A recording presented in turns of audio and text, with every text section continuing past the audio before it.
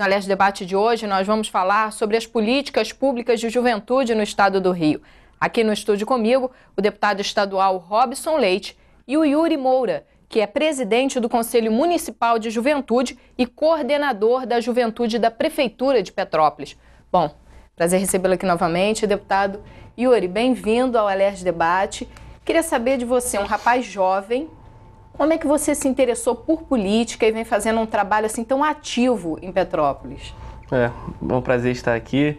Na verdade, é o que eu sempre costumo dizer, foi mais uma brincadeira, né? Uma brincadeira educativa, vamos dizer assim. Na escola, ainda quando eu estava cursando a quarta série, aos 10 anos, realizaram uma eleição de prefeito mirim no Colégio Opção. E eu me candidatei e rapidamente me envolvi. Ainda naquela época achava que política era acompanhar propaganda eleitoral na TV, gostava bastante de assistir, resolvi me candidatar e a partir daquele momento que eu consegui vencer essa eleição disputadíssima para prefeito do Colégio Opção, eu comecei a me interessar, comecei a gostar de dialogar com a direção, o que podia ser feito para os estudantes, e a partir daí me tornei representante de turma. Fiz parte de grêmio estudantil, de associação de estudante e fui seguindo esse caminho até me tornar estudante de gestão pública e os cargos que eu exerço hoje em dia. Mas você recebeu, assim, do público em geral, da sua família, você acha que eles te levam a sério? Uma pessoa de 10 anos começa a discutir política dentro do colégio, eles te levaram a sério? Até hoje, com 22, por ser jovem, muita gente não leva a sério, infelizmente, né?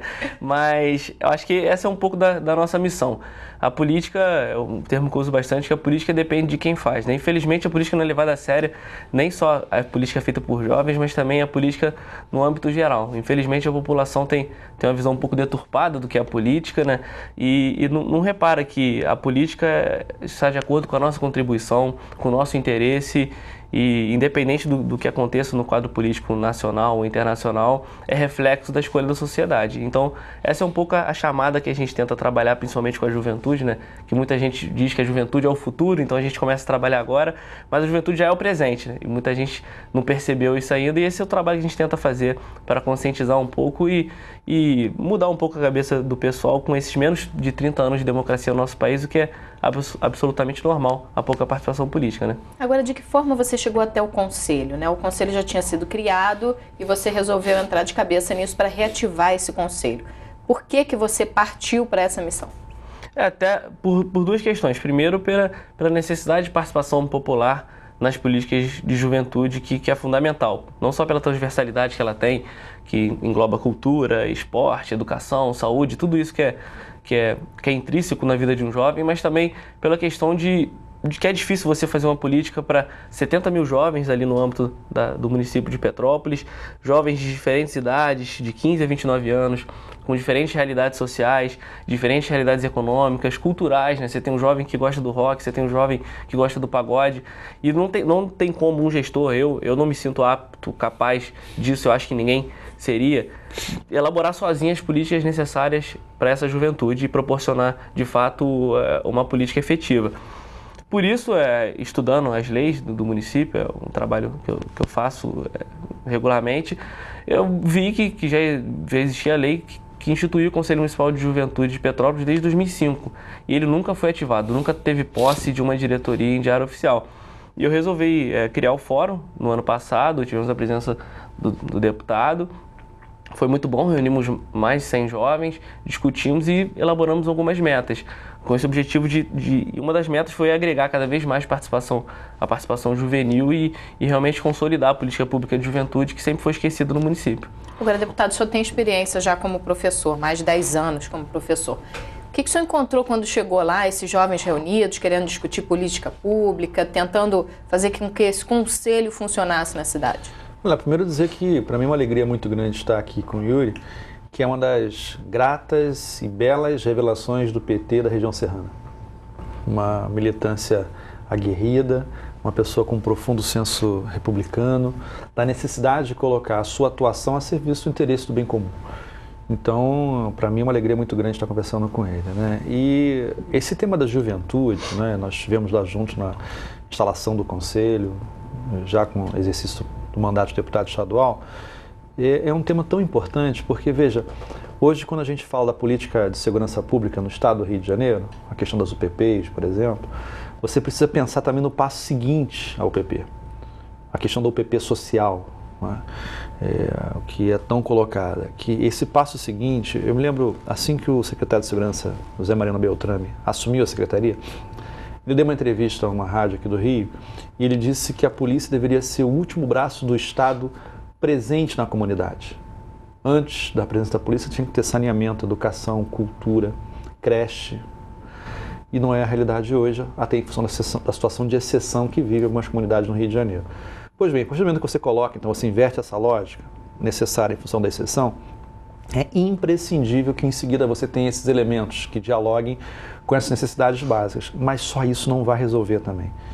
O jovem não vai para o tráfico apenas por uma questão de consumo, apenas porque quer ter dinheiro para comprar.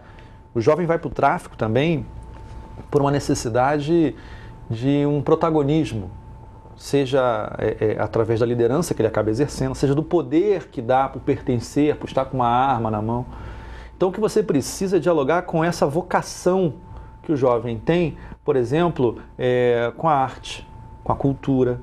Você precisa entrar com projetos que dialoguem com esse protagonismo juvenil. Veja, na Comissão de Cultura a gente tem falado muito da necessidade hoje de se ampliar os projetos culturais, como os pontos de cultura, cultura viva, e entrar nessas comunidades dialogando com a realidade, inclusive que ela vive do ponto de vista cultural. Por isso que é ruim quando você criminaliza o funk. Por quê?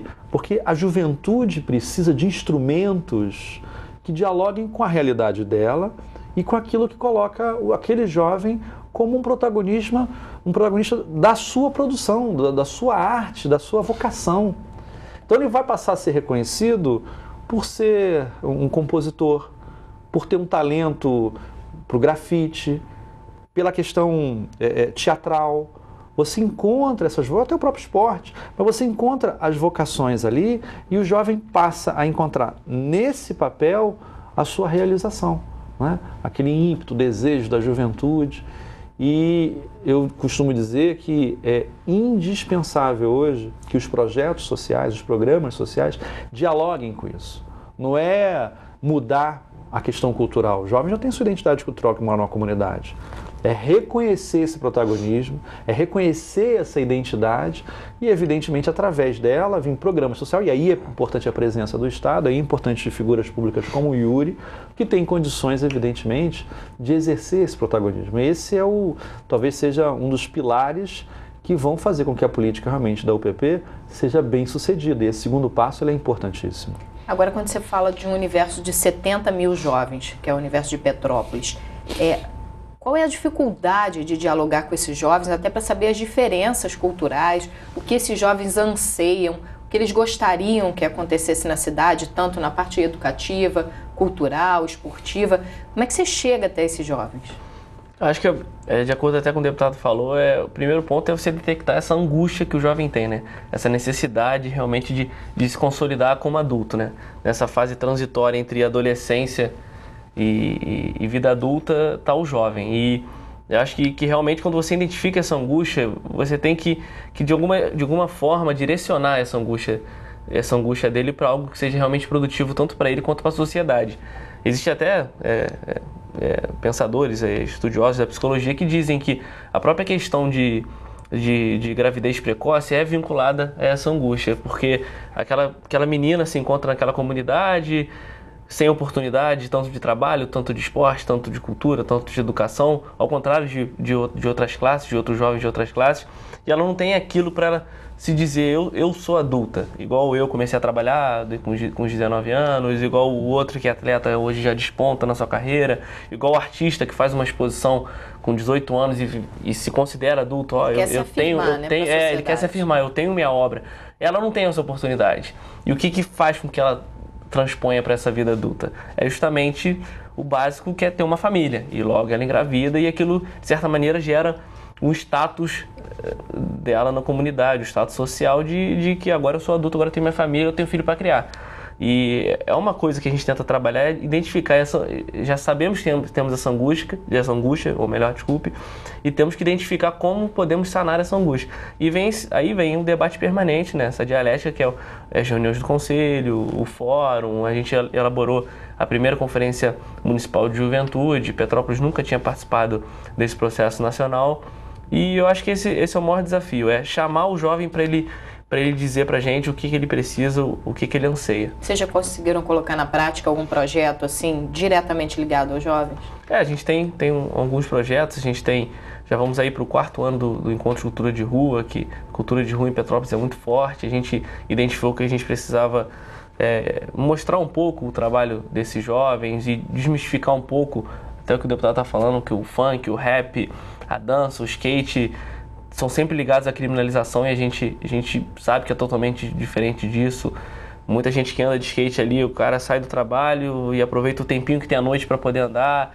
A gente também volta muito para o viés do meio ambiente, da sustentabilidade em Petrópolis, que é muito forte. A gente tem muitas trilhas e a gente criou o Vivo Verde justamente para isso. É um programa da Coordenadoria de Juventude que busca unir o jovem a esse ambiente proveitoso da nossa cidade e também incentivar a preservação dele. A gente tem diversos projetos que a gente tenta trabalhar cada ponto desse, e sempre trabalhando em parceria com entidades de juventude da cidade de todos os âmbitos culturais. Agora, são projetos que demandam recursos, né, deputada? Agora, é preciso que o poder público também se engaje nessa luta, nesse trabalho que é feito diretamente para os jovens. Sem dúvida. Veja, o Brasil, por exemplo, tem um número fantástico. São 50 milhões de brasileiros que ingressaram nessa nova classe média, que hoje ela, proporcionalmente falando, alcançou um recorde. Nunca na história do país teve uma classe média tão grande. E não se dá por empobrecimento, não, se dá por enriquecimento daquelas classes mais baixas. Evidentemente que isso impõe novos desafios, em especial para a juventude. Você tem que ter uma política muito clara de valorização do protagonismo dessa nova classe média. Ela não pode ser simplesmente medida como classe média por uma questão de consumo. Nós temos que medir, sim, pelo acesso a bens culturais, acesso a informações, e é fundamental 2 elementos, educação e cultura.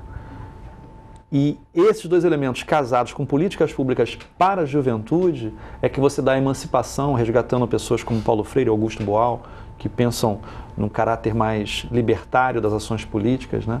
Senão você corre o risco de ter uma classe média egoísta, sem a noção da importância da coletividade e dos valores da boa política. Isso é ruim. Isso é muito ruim. Evidentemente que isso não invalida a política correta e acertada que o governo federal tem feito, em especial nos últimos anos, para esse crescimento dessa nova classe média. Mas é fundamental políticas para a juventude que dialoguem com a cultura e com a educação, para que esse protagonismo seja, de fato, um instrumento que dará ao país realmente condições de erradicar questões tão problemáticas, que é a questão do primeiro emprego, que mexe com a juventude, o analfabetismo, enfim. Agora, você encontra dificuldade quando você apresenta um projeto desse? São projetos que são deixados de lado, não são considerados prioritários pelo poder público? Não, com certeza. Primeiro porque a política pública de juventude ela é confundida com política para criança e adolescente, sendo que são 2 coisas totalmente diferentes. Política para criança e adolescente é uma política de proteção, para você garantir que ele tem o desenvolvimento dele correto sem nenhuma interferência externa. Já a política pública de juventude é uma política de emancipação.